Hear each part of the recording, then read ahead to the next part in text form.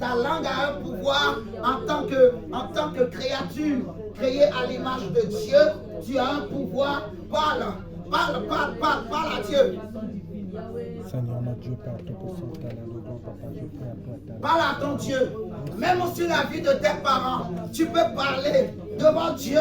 Nous sommes devant le Dieu de grâce. Nous sommes venus puiser à la source de la grâce de Dieu. Parle. Même Gabriela, tu peux parler. Élève ta voix et parle. Parle sur tes études. Dis, Seigneur, cette année, moi je vais réussir mes études. Mes frères et sœurs vont réussir leurs études. Parle à ton Dieu. Parle à Dieu au nom de Jésus. Utilise le pouvoir de ta langue. Parle à Dieu. Dis, il n'y aura pas de maladie, il n'y aura pas de problèmes de santé bizarres dans ma maison, dans ma famille. En cette année 2023, dis à Dieu, mes parents auront beaucoup d'argent pour prendre soin de moi. Dis à Dieu, je vais réussir dans mon travail, dans mes études. Le Dieu qui m'a fait rentrer, la grâce de Dieu va marcher avec moi. Seigneur Dieu, Papa, ta grâce éternelle de gloire, Papa, sera sur chacun de nous. Nous te bénissons, mon Dieu. Continue à Nous parler à Dieu. t'exaltons, Jésus. Nous te magnifions, éternel de gloire. Parle à Dieu. Oh Seigneur, nous parlons. La Bible dit que toute grâce excellente descende d'en haut du Père de lumière, en qui il n'y a ni changement ni homme de variation. Qu'est-ce que tu désires que Dieu fasse pour toi en cette année? Qu'est-ce que tu désires que Dieu fasse pour toi en cette année? Seigneur Dieu, Prophétise. Élève ta main droite au ciel comme un prophète, comme une prophétesse. Si tu veux, tu peux même te lever. Mais parle comme une prophétesse, comme un prophète. Parle, Seigneur, dis, je prends le ciel à témoin. Jésus a dit, tout ce que vous demanderez en mon nom, je le ferai, afin que mon Père soit glorifié. Alléluia. Parle comme les hommes de Dieu, comme les femmes de Dieu de la Bible. Tu lèves ta main au ciel, tu prends Dieu à témoin, tu pries au nom de Jésus-Christ. Jésus a dit tout ce que vous demanderez. Si vous croyez, vous allez les voir s'accomplir au nom de Jésus-Christ. Et je crois que la grâce de Dieu et le bonheur de Dieu va t'accompagner en cette année. Chaque jour de cette année, tu vas vivre la grâce de Dieu. Jesus. Parle à chaque jour de cette année. Parle au mois de janvier. Parle au mois de février. Parle au mois de mars. Parle au mois d'avril. Au mois de mai. Au mois de juillet. Au mois d'août. Au mois de septembre. Au mois d'octobre. Il reste le mois de novembre encore. Le mois de décembre, parle. Jésus a dit, à chaque jour suffit sa paix, mais le lendemain s'occupera de lui-même. Dis que les bénédictions de Dieu qui sont attachées à chaque jour de cette année seront mon partage, seront le partage de ma maison, seront le partage de ma famille. Tout ce que le monde des ténèbres a programmé pour cette année n'arrivera pas dans ma vie, n'arrivera pas dans ma famille, n'arrivera pas dans mon foyer. Parle à Dieu au nom de Jésus.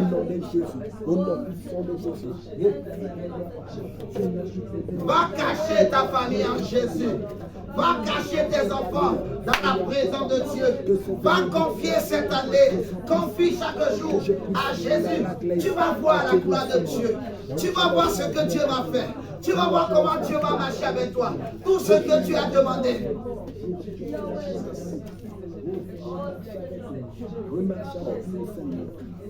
Marche avec nous, éternel. Marche avec nous, Seigneur Jésus. Cache tes finances en Jésus.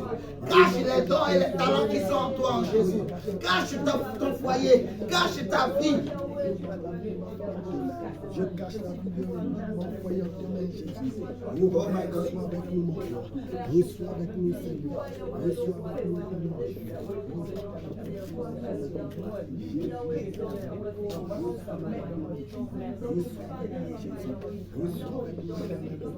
Reçois avec nous, Seigneur Jésus. Père, nous te prions, mon Dieu. Papa, que tu sois avec chacun de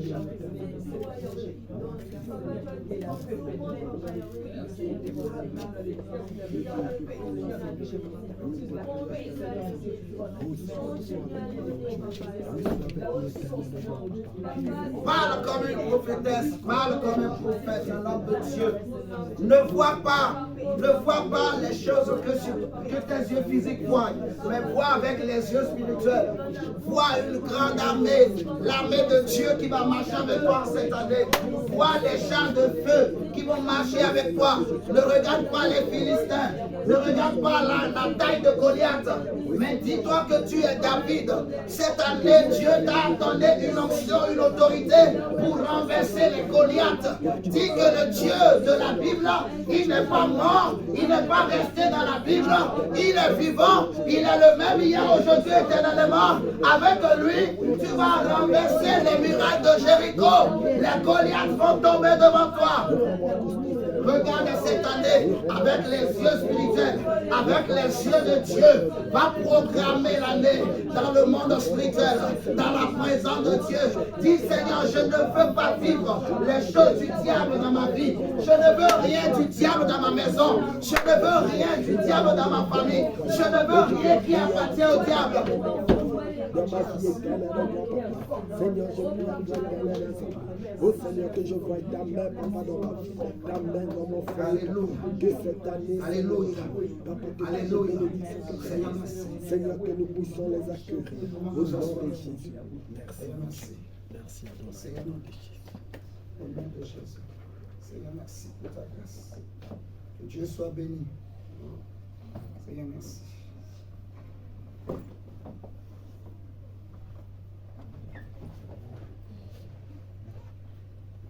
Amen, amen. Amen. Bonjour à tout le monde. Bonjour. Bonjour à ceux qui sont également connectés en ligne. Nous allons bien. Tout le monde va bien. La joie. Amen. La joie. La joie de l'Éternel est notre force. Il faut toujours être en joie quand on vient devant la présence de Dieu. Et le Seigneur va encore nous faire du bien. C'est notre premier culte, on peut dire, en 2023. Et le Seigneur va nous faire du bien. Au nom de Jésus. On ne veut rien vraiment garder qui appartient à l'ennemi. On commence cette année dans la gloire de Dieu, avec de nouvelles résolutions, avec la grâce de Dieu. Amen. Amen. Nous allons, je ne sais pas s'il y a des témoignages, s'il y a des questions, vous pouvez poser. Si quelqu'un veut témoigner, il peut aussi témoigner. Si quelqu'un, Dieu lui a montré quelque chose en songe, en rêve, n'hésitez pas, soyons vraiment libres au nom de Jésus-Christ de Nazareth. Parce que le Dieu que nous prions est vivant. Il y a les anges de Dieu qui sont avec nous. Il y a le Saint-Esprit et Dieu parle. Amen. Amen. Dieu parle, Dieu montre des choses. Si Dieu t'a montré une élévation, si Dieu t'a montré des choses qui vont arriver, si tu vois que c'est trop personnel, tu les gardes pour toi. Sinon, tu peux aussi témoigner pour édifier les autres. Même les personnes qui sont connectées en ligne, au nom de Jésus-Christ de Nazareth. Est-ce que quelqu'un a un témoignage?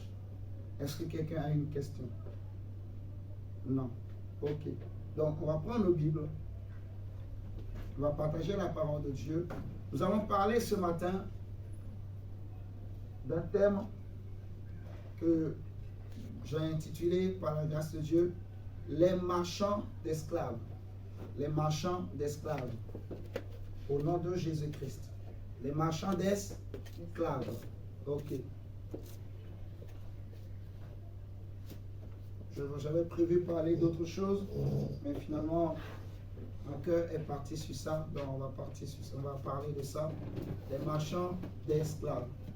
Au nom de Jésus. Les marchands d'esclaves. Nous allons prendre. Seigneur, excuse-moi. On va prendre Apocalypse chapitre 18.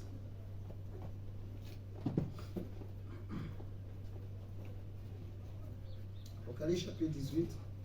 On va lire du verset 11 à 13. Apocalypse chapitre 18.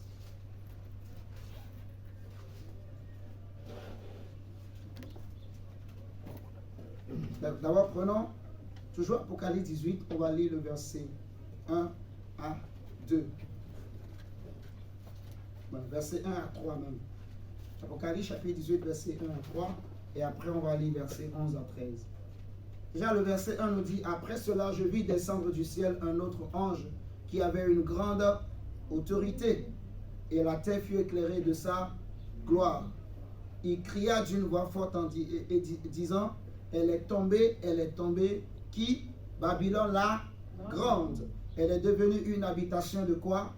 De démons, un repaire de tout esprit impur, un repaire de tout oiseau impur et odieux, parce que toutes les nations ont bu du vin de la fureur de son impudicité, et que les rois de la terre se sont livrés, en fait, avec elle à l'impudicité. » Amen. Maintenant, prenons le verset 11 à 13. Toujours dans Apocalypse 18, il est écrit, « Et les marchands de la terre pleurent et sont dans le deuil à cause d'elle, donc de Babylone qui est tombée, parce que personne n'achète plus leur cargaison.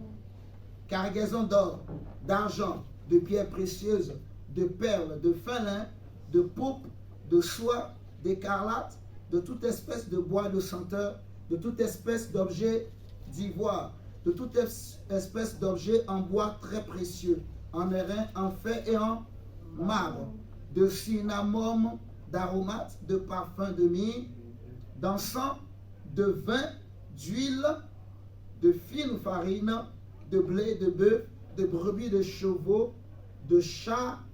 Et ce qui nous intéresse, c'est la dernière partie, on dit de corps et d'âme d'homme. Alléluia. Est-ce que nous sommes là ce matin? Donc, on est en train de dire que les marchands de la terre, ils sont dans le deuil, ils sont en train de pleurer parce que personne n'achètera plus leur cargaison, en particulier des cargaisons de corps et d'âme d'homme. Est-ce que nous comprenons ce verset? J'ai voulu qu'on lise du verset 1 au verset 3 pour qu'on sache de qui il est question. Ici, la Bible nous parle en fait de certains types de marchands qui existent, qu'on appelle des marchands en fait de corps et d'âme des hommes. C'est-à-dire c'est des gens qui font le commerce donc de corps humain, ils font le commerce également des âmes des hommes. Et la particularité de ce texte, on nous dit que ils sont dans le deuil, ils sont en train de pleurer parce que leur cargaison, vous voyez, cargaison, donc quand on parle de cargaison, c'est que c'est comme un entrepôt où on stocke les marchandises et donc on les stocke là pour aller les vendre sur des marchés. Et ici, Babylone, c'est l'image en fait du monde païen. Alléluia. C'est l'image de cette terre, c'est l'image en fait de, on va dire, du gouvernement mondial tout simplement. Quand la Bible parle de Babylone, ici, ça prend l'image du gouvernement mondial. Mais là, en fait, nous sommes, comment on appelle? Cette partie de ce texte, ça concerne beaucoup plus, en fait, on va dire, après la grande tribulation. Vous voyez? Mais prophétiquement aussi, ça nous révèle en fait un mystère qui existe dans le monde. C'est que actuellement, dans ce monde, sur cette terre, il y a un marché qui est caché. Est-ce que vous me suivez ce matin? Il y a un marché qui existe, qui est spirituel, qui est le marché des âmes. Vous voyez? Où il y a des gens qui sont appelés des marchands d'âmes et ils ont des cargaisons d'âmes qu'ils ont stockées, qu'ils vont vendre sur un marché. Est-ce que nous sommes en train de comprendre? C'est que ce texte nous parle des choses qui vont arriver. Et c'est quand ça va arriver que ces marchands vont pleurer parce que plus personne ne pourra acheter leur cargaison. Mais en attendant, ils ne sont pas en train de pleurer. Nous sommes d'accord. En attendant, leur marché avance. En attendant, leur commerce marche. En attendant, Babylone n'est pas encore tombée à terre. Est-ce que nous sommes en train de comprendre? Voilà. Donc le système de Babylone est en place et c'est ce système qui dirige ce monde. La Bible nous dit que le monde entier est sous la puissance du malin. Nous sommes d'accord. On va prendre un autre texte, par exemple, dans 1 Timothée chapitre 1, on va voir le verset 15 à 16. 1 Timothée chapitre 1, le verset 15 à 16. 1 Timothée chapitre 1, verset 15 à 16. La Bible nous dit quoi? C'est une parole certaine et entièrement digne d'être reçue, que Jésus-Christ est venu dans le monde pour sauver les pécheurs, dont je suis le premier. Mais j'ai obtenu miséricorde afin que Jésus-Christ fit voir en moi le premier toute sa longanimité, pour que je servisse d'exemple à ceux qui croiraient en lui pour la vie éternelle. Je vais lire la version Alfred Cohen. Il est écrit: ah, comme elle est vraie cette parole, comme elle est importante et digne d'être acceptée sans réserve par tous les hommes. Le Christ Jésus est venu dans ce monde pour sauver des pécheurs. Je suis pour ma part le premier d'entre eux. Et c'est bien pour cela qu'il a eu pitié de moi, en offrant ainsi sa miséricorde au plus grand des pécheurs. Jésus-Christ a voulu montrer jusqu'où pouvait aller son pardon. Je devais utiliser toute l'étendue de sa patience et fournir la preuve de l'immensité de sa bonté. Mon exemple était destiné à encourager ceux qui croiraient en lui et à leur montrer quels hommes peuvent accéder à la vie éternelle par la foi. Amen. Amen. Ok. Non, excusez-moi, j'ai mélangé les versets. Mais ce n'est pas grave, c'est toujours la parole de Dieu. Comme j'avais noté ça, tout était ensemble, j'ai mélangé. Mais ce n'est pas ce que je voulais qu'on prenne. C'est toujours dans 1 Timothée, mais c'est le verset 8 à 11. C'est le verset 8 à 11 plutôt. Donc on va remonter un peu plus haut pour le lire. C'était un autre message que Dieu m'a donné toujours dans le même passage. On va lire plutôt du verset 8 à 11. Et voici ce qui est écrit. La loi est admirable, elle mène au salut. Bien entendu qu'elle est excellente, à condition d'être utilisée à bon escient, c'est-à-dire en accord avec son but. Il faut savoir avant tout qu'elle n'est pas faite pour les honnêtes gens. Ça, c'est la version Alfred Cohen. Elle n'est pas faite pour les honnêtes gens.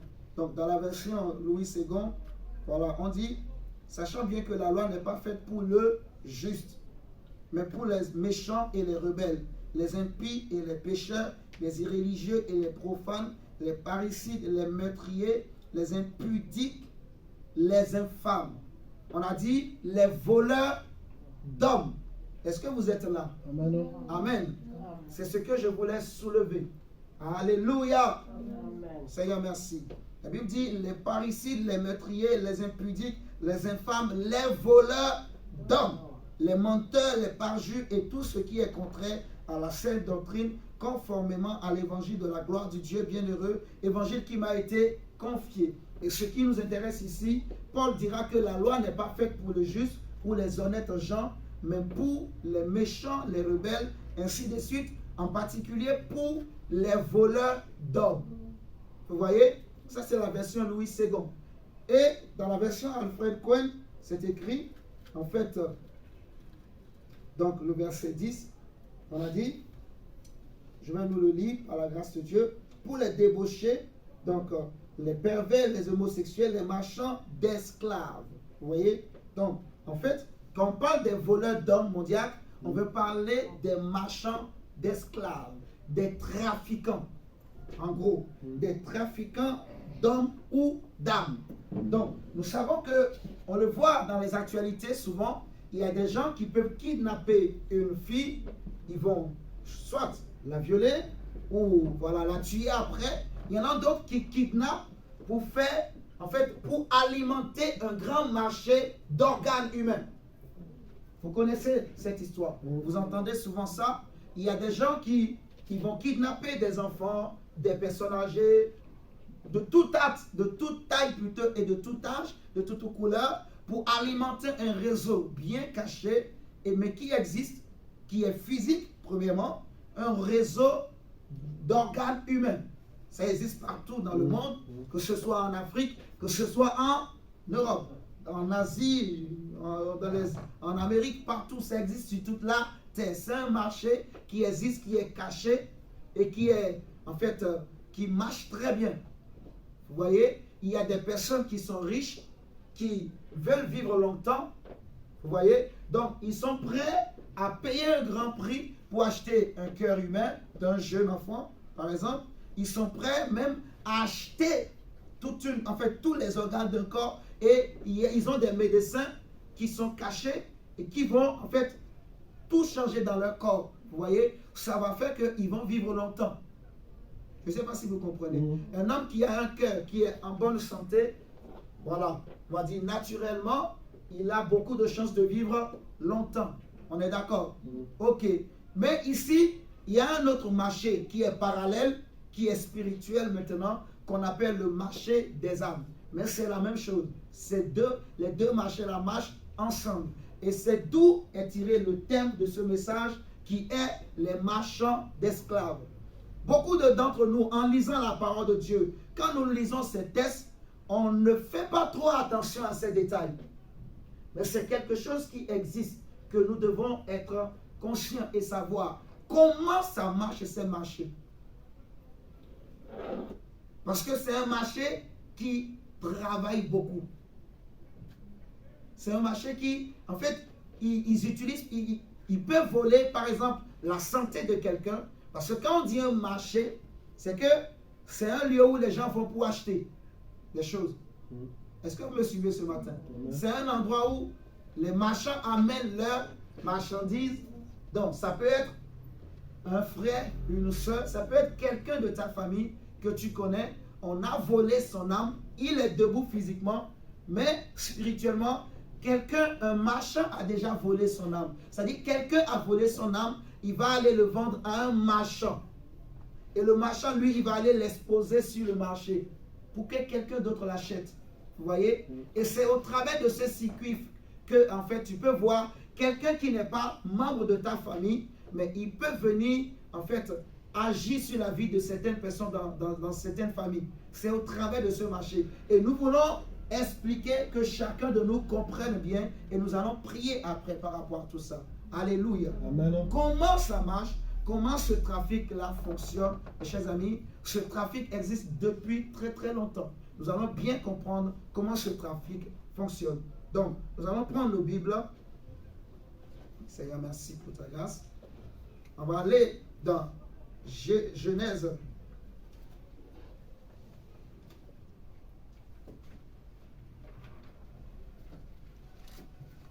Seigneur, merci. Genèse, chapitre, je vais faire ici. Genèse chapitre 37. Prenons Genèse chapitre 37.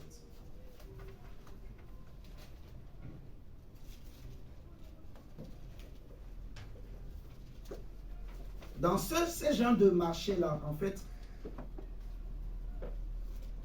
de la même manière que le marché physique qui existe, quand on vole quelqu'un, quand on kidnappe quelqu'un, on peut le vendre en détail. Est-ce que vous me suivez? Ça veut dire qu'on peut vendre son pied, son bras, ses yeux, son nez. C'est-à-dire que quelqu'un a besoin d'un nez. Vous voyez? Donc, quelqu'un peut voler le nez d'un enfant, il va le vendre à un marchand, le marchand va l'exposer sur le marché. Et quelqu'un vient au marché, il voit un nez qui lui plaît, il achète. Alléluia. Et de l'autre côté, l'enfant là, son nez va commencer par pourrir. Vous allez bien comprendre comment tout ça, ça marche. Donc, pourquoi on explique ce message? C'est pour que chacun de nous comprenne en fait. Des fois, dans les familles, on peut voir, il y a certains problèmes qui existent. En réalité, c'est parce que quelqu'un a volé la vie ou un organe ou une bénédiction de quelqu'un qu'il est allé vendre sur un marché. Et les sorciers de nos familles travaillent beaucoup avec ces marchands. Est-ce que nous sommes en train de comprendre? Ok. Bon, c'est des choses qui sont bibliques. Et vous allez bien comprendre. Donc, on va prendre Genèse 37. Allons dans Genèse 37. On va voir le verset 28 à 36. Genèse chapitre 37. Genèse chapitre 37.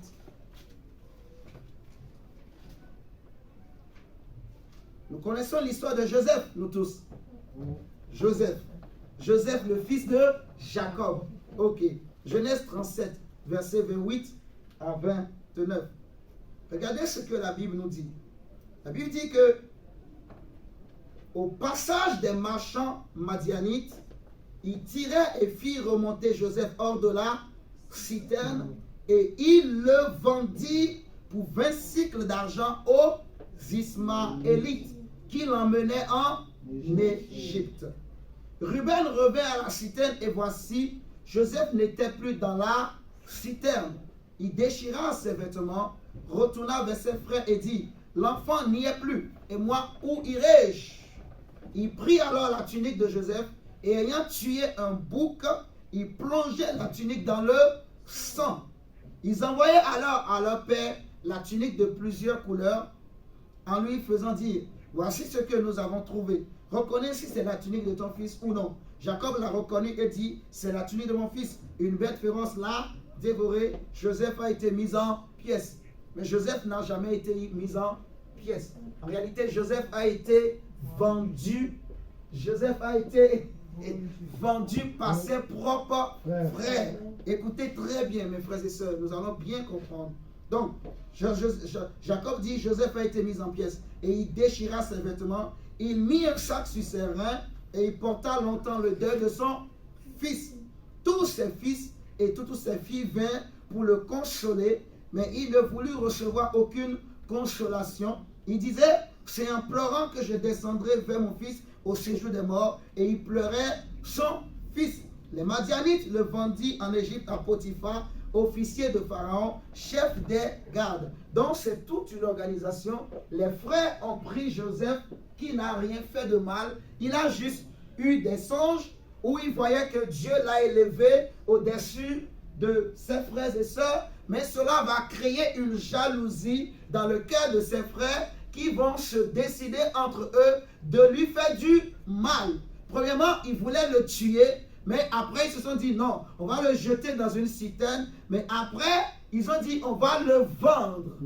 Ils vont le vendre. Mais quand ils l'ont vendu, ils vont remplacer Joseph par un bouc.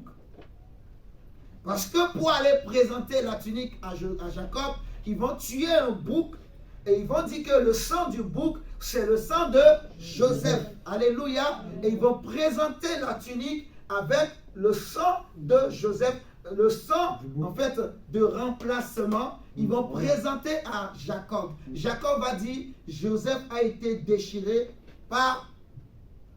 Donc, Joseph a été déchiré par une bête féroce. Joseph a été mis en pièces. Mais en réalité, Joseph n'a pas été mis en pièces. Joseph était quelque part. Alléluia. Il était entre les mains d'un marchand et il était en train d'être emmené dans un marché où il devrait être vendu à quelqu'un d'autre, à un autre maître. Et on a vu par la suite, on va l'amener en Égypte, qui est le marché, et on va le vendre à un autre propriétaire qui était Potiphar, le serviteur de Pharaon. Alléluia. Ça veut dire que, quel que soit ce que peut-être, je ne sais pas, on a volé dans ta vie ou dans la vie d'un membre de ta famille, je veux te dire ce matin, mon frère, ma soeur, peut-être que ta famille est en train de pleurer en disant que telle chose est mort, en disant que telle chose est perdue. Peut-être que toi-même tu te dis, c'est fini pour moi, il n'y a plus d'espoir, il n'y a plus d'espérance. J'aimerais te dire ce matin, mon frère, ma soeur, si ce qui t'arrive vient des hommes, si ce que tu vis vient de l'ennemi, laisse-moi te dire que ce qu'on t'a volé est quelque part et nous allons partir le récupérer ce matin au nom de Jésus-Christ de Nazareth.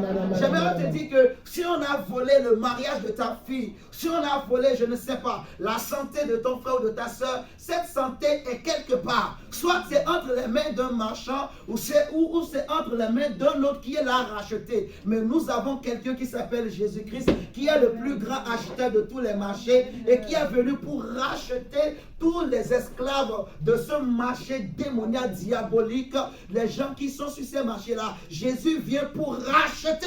Amen, amen, amen, amen. Alléluia. Voilà, mon frère, ma soeur. Donc, regardez cette histoire qui est un peu triste, parce que Joseph n'a rien fait de mal. Mais on voit ses frères qui se sont décidés de le vendre. Ils se sont décidés d'aller vendre Joseph. Vous voyez, Joseph a été vendu par ses frères. Joseph a été vendu pour être amené en esclavage. Il était libre, mais sa famille, ses frères et sœurs ont décidé de le vendre. Donc, comment ça marche ce marché? Donc, on va dire, le premier moyen par lequel ce marché est alimenté, c'est les membres de famille. Est-ce que nous sommes en train de comprendre? C'est les propres membres de famille, en fait, qui alimentent ce marché. C'est les sorciers de nos familles qui alimentent ce marché. Des hommes qui voient que telle ou telle personne a une étoile. On peut voir qu'une jeune fille dans la famille, elle est belle. Quand l'enfant naît, vous voyez Jésus, quand Jésus était né, les mages ont vu l'étoile et ils sont venus pour voir l'enfant qui était né. Vous voyez, quelqu'un quand tu nais avec une étoile, avec une bénédiction, avec une grâce, un don particulier de Dieu. Ça peut être une beauté que tu as. Je connais l'histoire d'une jeune fille au Bénin. Elle était très belle. Tout le monde l'appréciait, cette fille. Alléluia. Mais ce qui s'est passé, malheureusement, elle-même, elle va aller s'amouracher du mari d'une autre femme. Elle va commencer par sortir avec le mari d'une autre femme. Mais et qu'est-ce qui s'est passé alors? En fait, cette beauté qu'elle avait, ils ont fait un coup et ils vont envoyer quelqu'un. Elle était là dans sa maison et puis quelqu'un est venu avec de l'acide, il a versé sur son visage. Eh bien, toute cette beauté-là, c'est fini. Je vais bien expliquer, vous allez comprendre. C'était un complot qu'on a monté, mais elle aussi, en fait, elle s'est vendue. Vous allez bien comprendre. Parce qu'il y a deux manières, au moins par lesquelles ce marché est alimenté. Le premier moyen, c'est quoi? Je dirais que c'est le sang. Parce que c'est la famille. Par exemple, si les frères de Joseph ont pu le vendre, c'est parce que c'est leur frère. Est-ce que vous me suivez? C'est parce que c'est leur frère, en fait. C'est-à-dire que nos ancêtres, ils ont fait des choses, ils ont fait des alliances avec le monde des ténèbres. Et dans ces alliances, il y a des lois, des principes qui ont été établis et qui crient.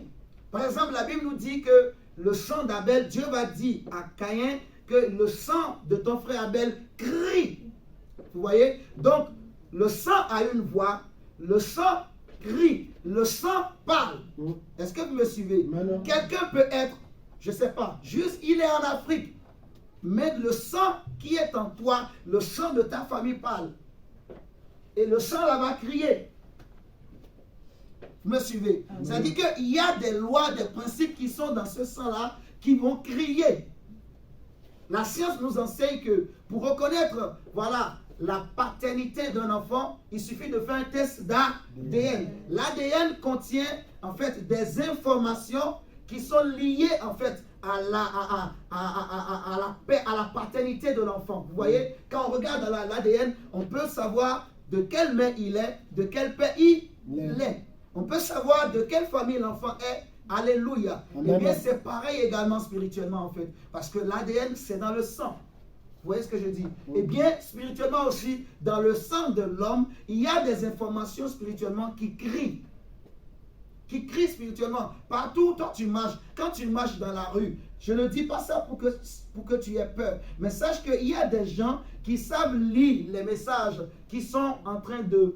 En fait, le message que ton sang est en train de crier, et ils peuvent lire. Ils peuvent voir que cet enfant a une grande étoile. Ce fils, cet homme a une grande étoile. Cette femme, elle a une grande étoile. Oh, tu peux en train de marcher dans la rue, mais une marchande d'esclaves ou quelqu'un qui a l'habitude d'acheter dans les marchés d'esclaves spirituels, il voit que tu es très belle. Mais c'est une femme qui, elle est vieille. Mais elle veut une autre beauté. Elle peut dire, waouh, tu es belle. J'aimerais avoir ton visage. Elle va commencer par fouiller comment je vais faire. Elle va chercher comment elle peut faire pour rentrer en contact avec quelqu'un qui va lui vendre ta beauté. Ou elle va chercher comment elle peut faire pour t'acheter toi-même indirectement sans que tu saches. Et c'est là que nous allons bien comprendre. Vous voyez, il y a des histoires comme ça. Une femme belle, mais elle rencontre un homme et depuis qu'elle a couché avec cet homme, sa beauté est partie. Pour toujours, définitivement. Vous me suivez ce matin? Amen. Il y a des enfants, tu rentres juste, en fait, l'enfant là même, juste à l'école, un collègue, un enfant lui donne un bébé, je dis un bébé, un bonbon, et l'enfant mange, et c'est fini la nuit, on vient, on commence à lui réclamer des choses. Nous allons voir toutes ces choses. C'est aussi, en fait, c'est aussi une porte, un moyen par lequel ce marché-là est alimenté. Vous comprenez? Amen. Donc le premier moyen, le moyen le plus efficace, c'est le sang. Le sang, ça marche.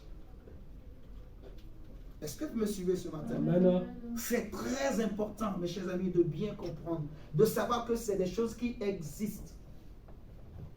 Là où nous sommes, c'est vrai que nous sommes chrétiens, nous prions. Mais si nous ne connaissons pas ces réalités et que nous ne nous levons pas contre ça, ça va crier. Ça peut te sauter toi, mais ça peut toucher la génération qui va venir. Est-ce que vous me suivez? Amen. Donc il faut se lever dans la prière et détruire justement ces autels et fermer la bouche à ces sangs qui crient. Amen. En fait. Et comment ça marche? Parce que ces sangs crient. Parce qu'il y a des autels dans ces familles et ces autels déposent des informations dans le sang. Il y a des sorciers dans nos familles. Justement, eux, en fait, les lois de ces familles peuvent dire, par exemple, bon, telle personne, on va faire de lui un esclave. On avait parlé d'Abraham, par exemple. Vous voyez, le Dieu qu'adorait le père d'Abraham, c'était la lune. Et je vous avais expliqué que selon la tradition en fait de la famille d'Abraham, si en regardant le nom d'Abraham, Abraham était né pour être consacré, pour être prêtre en réalité, pour diriger les gens. Vous voyez? Donc c'était écrit dans la loi de sa famille qu'il ne devrait pas avoir d'enfant. Parce qu'il est né pour être père de tout le monde. Vous voyez? Donc il n'était pas né pour appartenir à une seule personne. Vous voyez? Tout le monde dans la famille était ses enfants. Donc, les dieux des pères d'Abraham, de Terah, avaient déjà dit, cet enfant va naître et cet enfant nous appartient. Cet enfant, donc, parce qu'il nous appartient, il ne doit pas avoir des enfants. Vous voyez? Par exemple, dans beaucoup de familles, il y a ce qu'on appelle, en fait, l'héritage spirituel. Vous avez déjà entendu. Si, par exemple, dans une famille, on choisit quelqu'un pour hériter des dieux de la famille, obligatoirement, les esprits là ne voudront pas que celui qu'on a choisi là, qu'il ait une progéniture. Est-ce que vous me suivez ce matin? Parce que tu es appelé à être le père de beaucoup de gens. Donc, il peut dire, bon voilà, comme tu seras le père de beaucoup de gens, donc toi tu n'auras pas des enfants, tu n'auras pas de femmes. Il y a des lois qui disent, par exemple, dans notre famille, les femmes ne vont pas se marier. Donc, les femmes là peuvent avoir beaucoup d'enfants, de pères différents, mais en ce qui concerne avoir un mariage stable et habiter avec un homme toute la vie là, jamais. Si quelqu'un arrive en fin de cette loi, c'est qu'il a brisé une loi. Donc, on va le combattre toute sa vie. Si lui-même il ne comprend pas et il s'entête, il va voir tôt ou tard. Il peut faire même 50 ans dans le mariage. Mais avant de mourir, il va revenir. Il y a des histoires, des gens qui sont mariés, ils ont fait 50 ans de mariage. Mais chaque fois qu'il y a une petite dispute entre l'homme et la femme, la première pensée qu'elle a, la première parole qui sort de sa bouche, je vais retourner chez mes parents. Mais tu as déjà fait 50 ans de mariage. Mais tu veux retourner chez tes parents. Est-ce que vous comprenez? Amen. Donc il y a quelque chose qui est en train de la réclamer. Il y a un sang qui est en train de crier derrière sa vie. Alléluia. Est-ce que nous sommes en train de comprendre? Amen. Ok. Seigneur, merci. Merci pour ta grâce. Donc, le premier moyen, je dirais que c'est le sang de l'homme, le sang qui coule en nous. Voilà. Ok. On va voir maintenant le deuxième moyen d'entrée de ces choses. On va prendre 2 Rois chapitre 4. 2 Rois chapitre 4, le verset 1 à 7. 2 Rois chapitre 4.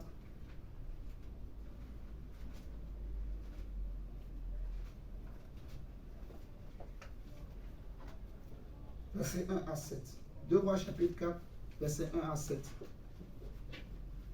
On dit, tu peux nous lire s'il te plaît.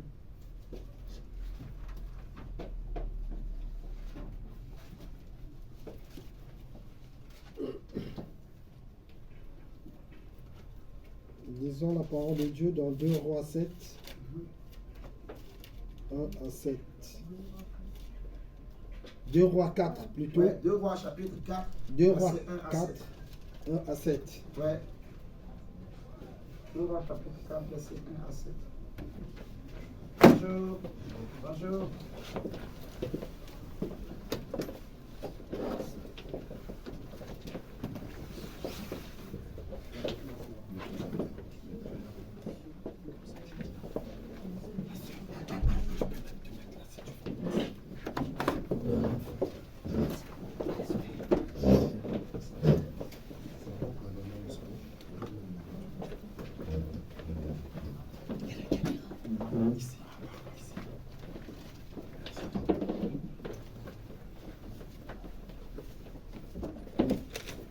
Seigneur, merci pour ta grâce. Donc 2 Rois chapitre 4. Lisons la parole de Dieu dans 2 Rois 4, 1 à 7. Une femme d'entre les femmes de fils des prophètes cria à Élisée en disant: ton serviteur, mon mari, est mort. Et tu sais que ton serviteur craignait l'Éternel. Or, le créancier est venu pour prendre mes 2 enfants et en faire ses esclaves. Ah, regardez, la femme, c'est une femme de prophète. En fait, une femme d'un fils de prophète. Donc, d'un prophète en réalité. Il dit, le mari est mort. Mais le mari en mourant, malheureusement, il a laissé des dettes. Il avait des dettes de quelqu'un. Est-ce que nous sommes là, d'accord? Maintenant, ce quelqu'un-là vient, la femme vient voir Élisée pour lui dire, regarde, le créancier est venu, mais qu'est-ce que le créancier veut faire? À cause de sa dette, vous voyez, à cause de l'argent que le mari devait, il avait un droit sur même les enfants de cet homme.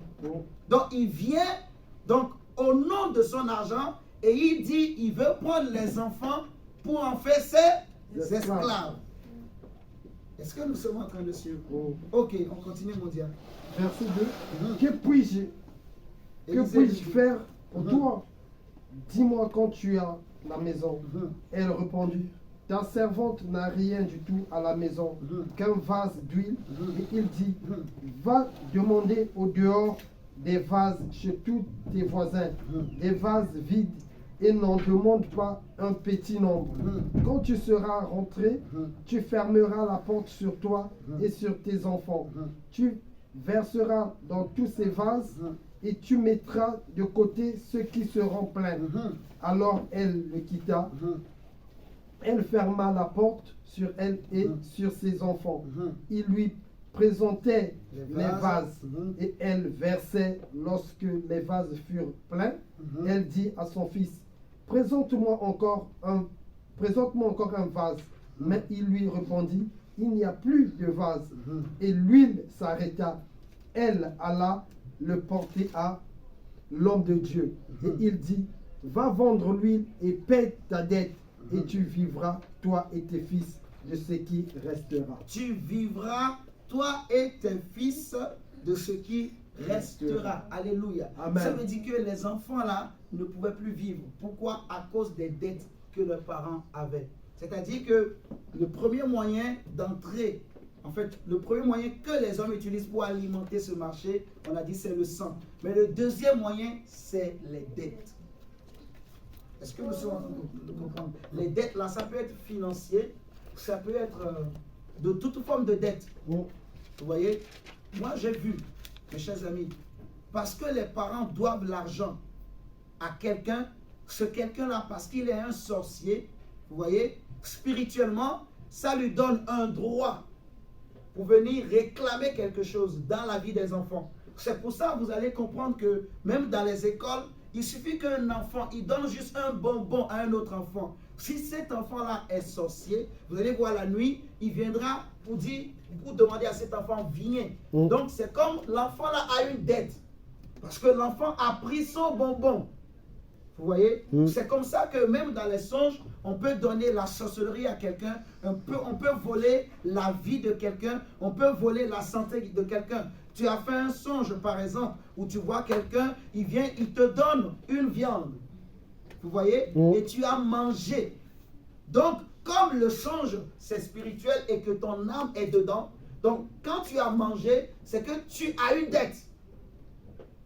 Je ne sais pas si vous êtes en train de comprendre. Amen. Donc, tu as une dette envers lui. Et donc, cette dette-là lui donne un droit. En fait, vous voyez, l'argent de quelqu'un, en fait, c'est sa vie. Parce que la Bible dit que tu mangeras à la sueur de ton front. Donc, quand quelqu'un a son argent, imagine, il va dire que j'ai travaillé, c'est la sueur de mon front, donc c'est ma vie. Donc, quand quelqu'un donne son argent à quelqu'un, c'est comme s'il donnait sa vie. Vous voyez? Amen. Oh, le sang crie, là où il y a aussi le sang. Donc, pour réclamer le sang de quelqu'un, il faut aussi quelque chose qui est en rapport avec le sang. C'est pour ça qu'avec l'argent, quelqu'un peut venir réclamer la vie de quelqu'un. Vous êtes en train de comprendre. Amen. Et c'est pour cela que justement, les dettes aussi sont des moyens que les mondes des ténèbres utilisent pour alimenter ce marché. Vous voyez, on voit souvent en Afrique, il y a des gens, il va chez un féticheur, le féticheur lui dit, amène-moi de l'argent, il prend les pièces, il fait des cérémonies, il va jeter sur un rond-point, sur un carrefour. Je ne sais pas si vous vous rappelez souvent. Et quand tu marches dedans, on dit souvent, nos parents nous disent que on va voler tes chances. Il ne faut pas marcher dans ces choses. C'est la vérité. Je ne sais pas si vous comprenez. Si tu marches dedans, ou tu vois, souvent on voit souvent dans la rue, il y a des gens, il a vu une pièce, il a ramassé, il a disparu. Oui, ça existe. Il a vu une pièce, il a ramassé, tu avais beaucoup d'argent. Mais depuis le jour où tu as ramassé ces 1000 francs-là, tu as mis dans ta poche, ben, tu n'arrives plus à finir la fin du mois. Tu ne comprends pas comment ça se passe. En fait, quelqu'un a volé ton argent tout simplement parce que tu as pris son argent. Donc, comment le monde des ténèbres fonctionne? S'il sait qu'il n'est pas membre de ta famille, vous voyez? Comment, par exemple, des agents du diable travaillent? Il a beaucoup d'argent, mais il sait qu'il est en train de vieillir. Il n'a plus la jeunesse qu'il avait il y a 10 ans. Donc il va voir son féticheur. Le féticheur lui dit, amène-moi la virginité d'une femme. Ou amène-moi la beauté d'une... Amène-moi une jeune fille belle. Tu vois? Même un objet, un cheveu de cette jeune fille. Ou même, je ne sais pas, un vêtement, n'importe quoi. Donc qu'est-ce que lui va faire, cet homme riche? Il va dans la rue, il va dans les écoles, il regarde les jeunes filles belles, il va chercher à aborder une jeune fille belle, il va lui présenter beaucoup d'argent. Il y a des gens, tu rencontres un homme, il te donne des millions. Ça, on le voit. Mais et vous voyez, les gens aiment ça. Ou bien tu es un homme, tu es un jeune garçon, mais tu vois une maman qui vient, elle a beaucoup d'argent, mais la maman la veut sortir avec toi. Donc toi aussi tu dis, waouh, les Africains aiment beaucoup ça, en fait. Tu vois, on sait que les Ivoiriens, ils aiment beaucoup ça. Bon, les Congolais peut-être aussi, je ne sais pas.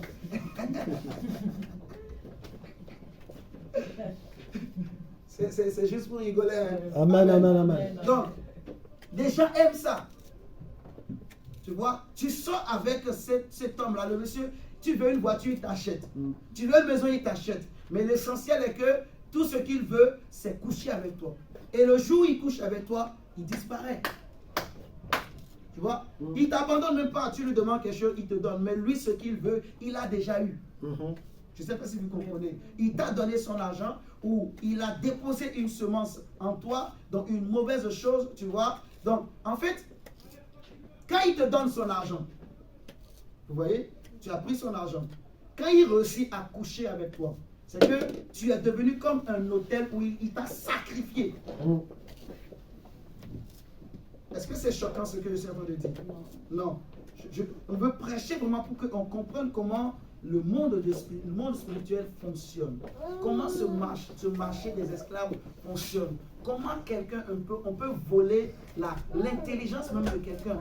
Il y a des histoires où quelqu'un au magasin, les magasins Carrefour ou Auchan, tout ça, tu es en train d'acheter, mais un monsieur vient derrière ou une maman, il est beau ton enfant. Il commence pas à toucher la tête de ton enfant. Et puis, il donne, tu veux un bonbon? Il donne le bonbon.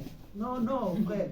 Non, ma soeur, il ne faut pas accepter. Amen, amen, amen. Il ne faut jamais accepter. Surtout dans les endroits comme les marchés, comme dans les, tu vois, je vais dire quoi, tu es dans le bus, ou souvent même on voit dans la rue, tu es en train de marcher, waouh, il est beau l'enfant, oh, il est belle ta fille, il vient toucher, et tu veux un bonbon? Non. Non, c'est comme ça qu'il vole justement. En fait, il cherche à créer un lien. Donc, en te donnant quelque chose comme ça, tu le dois. quelque chose en retour. S'il te donne quelque chose et si tu prends, il peut te voler. Vous êtes en train de comprendre. Amen. Donc, les deux moyens les plus utilisés, en fait, c'est le sang et les dettes. Le sang et les dettes. Vous voyez, dans certaines familles, il y a même des oncles, des tantes, des personnes qui justement, ils sont allés chez des féticheurs et les féticheurs leur demandent de faire beaucoup de sacrifices. En fait, quand je dis des sacrifices, c'est-à-dire de faire beaucoup de dons dans la famille. Donc tu vois, l'oncle, lui, il donne l'argent à tout le monde. Mais dans la famille, personne ne réussit. Il n'y a que lui seul qui est riche. Vous êtes en train de comprendre. Mais quand tout le monde a besoin d'argent, tout le monde est obligé d'aller voir cet oncle-là. Et il a toujours l'argent, il donne à tout le monde, son argent ne finit pas. Mais les autres ne réussissent pas. Dans la famille, il y a des gens qui ont fait beaucoup d'études, mais ils n'arrivent pas à trouver le travail. Vous voyez, il y a des filles qui sont belles et elles n'arrivent pas à se marier. Pourquoi? Parce que l'oncle n'a pas son argent, il achète la beauté, l'avenir, la destinée, la richesse de tout le monde. Vous êtes en train de comprendre ce matin. C'est comme ça ce marché est alimenté, en fait. Et donc, au moyen des dettes, en fait, vous voyez comme ce créancier, comme on a lu, le créancier ne faisait pas partie de la famille de ce prophète. Vous voyez? Mais à cause de la dette, le créancier voulait justement prendre les enfants pour en faire des esclaves. Il y a une histoire que Jésus a racontée. Le jour où il devrait rentrer dans Jérusalem, il va dire à ses disciples, allez dans la ville, vous allez voir une ânesse attachée avec un anneau. Vous voyez, l'ânesse était attachée. Mais il y avait aussi l'anneau qui est le petit d'une ânesse. Vous voyez? Donc, de la même manière que l'ânesse était attachée, l'anneau aussi est attaché à côté. Pourquoi? Parce qu'il y a le sang. Donc, comme l'enfant là, les enfants là, eux, ils n'ont pas de dette directement envers ce créancier. Mais comme c'est leurs parents, vous voyez, les parents donc sont attachés, liés à ce créancier. Et directement, donc, à cause du sang, le créancier, il a le droit sur les enfants. Vous comprenez? Donc, les deux moyens, c'est ça. Les dettes et le sang. On est d'accord? Donc, maintenant, réfléchissons un peu, frères et sœurs. Combien de dettes nos parents ont pu contracter que eux-mêmes, ils ont oublié peut-être? Est-ce que nous sommes en train de réaliser? Même nous-mêmes, quand on était jeunes, combien de dettes les gens nous ont données, mais en réalité, c'était des dettes empoisonnées, je peux dire, en quelque sorte. Quelqu'un, il vient, il te fait du bien, mais ce bien qu'il te fait là, c'est un bien empoisonné. Dans le sens où c'est pour pouvoir te voler. Voler une chance dans ta vie, voler quelque chose dans ta destinée, voler ta santé, voler ton avenir, voler ta richesse. Vous voyez, la personne voit que tu as une grande étoile. Alors, on lui a dit, pour avoir ton intelligence, il faut te faire un cadeau. Et il t'a fait un cadeau, toi aussi, tu as pris ça. Tu étais content. Combien de dettes les gens ont? Rien que nos parents. Et le pire dans tout ça, c'est que, en fait, vous voyez, dans chaque génération, par exemple, nos grands-parents, ils ont fait des choses. Vous comprenez? Les gens qui ont suivi, ils ont fait des choses. Ceux qui ont suivi, ils ont fait des choses, ainsi de suite, ainsi de suite. Donc, ça va, en fait, ce message, ça doit responsabiliser chacun de nous en tant que parents. C'est que tout ce que nous faisons, ça peut avoir des conséquences sur les enfants. Nous sommes en train de comprendre. Amen. Ce que les parents font, ça peut avoir des conséquences sur les enfants. Non seulement sur les parents eux-mêmes, mais aussi sur les enfants, en fait. Mais j'ai une bonne nouvelle, comme j'ai dit. Si on a volé quelque chose dans ta vie, ou dans la vie de tes enfants, ou de ton frère, ou de qui que ce soit dans ta famille, crois-moi, c'est ce qu'on a volé là, c'est quelque part, c'est chez un marchand, c'est chez peut-être un autre maître, et Jésus est venu ce matin pour aller récupérer ce qu'on a volé dans ta vie ou dans la vie de tes enfants au nom de Jésus-Christ. La parole de Dieu nous dit que le châtiment qui nous donne la paix était tombé sur Jésus Jésus et par ses meurtrissures, nous sommes Guéris. Alléluia. Alléluia. Jésus est venu pour racheter nos âmes. Jésus est venu pour racheter nos vies. Peu importe là où on nous a vendus, peu importe le prix auquel on nous a vendus, mais Jésus est venu pour racheter nos vies, pour racheter nos familles, pour que tu aies la santé, pour que tu aies la vie, pour que tu aies le bonheur, pour que tu sois en bonne santé, pour que tu connaisses la gloire de Dieu, pour que ta vie aille de l'avant, pour que tu connaisses la richesse de Dieu. Alléluia. Jésus est venu pour que tes enfants soient en bonne santé, pour que tes enfants réussissent. Alléluia. Peu importe ce qu'on a volé, on peut voler même ton mariage. Oui, je vous dis, c'est des choses qui se passent. Il y a des gens, en fait, tu es en train de vivre une situation peut-être aujourd'hui, mais dans le plan de Dieu, ça ne devrait pas se passer comme ça. Donc, ils ont volé. Parce que quand ils volent, on a vu, on a pris Joseph, on l'a vendu, mais ils ont remplacé Joseph, j'ai dit, par un bouc. Est-ce que vous suivez? Ils ont dit que le sang du bouc, c'est le sang de Joseph. C'est-à-dire qu'ils font des remplacements. Ils peuvent prendre ta beauté, mais ils remplacent par autre chose. Vous voyez? Amen. Ils remplacent par autre chose. Et j'aimerais dire à quelqu'un ce matin, crois-moi, peu importe ce qu'on a volé dans ta vie, comme tu es là, comme tu nous suis, Jésus-Christ est venu pour racheter, récupérer ce qui a été volé dans ta vie. Peu importe le marché où on t'a déposé, peu importe celui qui a acheté, si c'est le ministre, il va le vomir. Amen. Je dis, il va le vomir. Parce que l'ange de l'Éternel ira lui réclamer. Alléluia. Alléluia. Le sang de Jésus, le sang de Jésus va crier ce matin. Le sang de Jésus va parler dans ta vie, dans ta famille. Là où le sang de ta famille parle, la Bible nous dit que le sang d'Abel crie vengeance. Mais le sang de Jésus crie miséricorde. Amen. Jésus a payé le prix. Jésus a payé le prix, mon frère, ma soeur, pour que toi et moi, nous soyons libérés, pour que toi et moi, nous connaissions la gloire de Dieu, pour que toi et moi, nous soyons en bonne santé. Amen. Alléluia. Amen. Oui, nous allons prendre un test. Prenons Exode chapitre 21. Regardons ce que la Bible nous dit. Exode 21.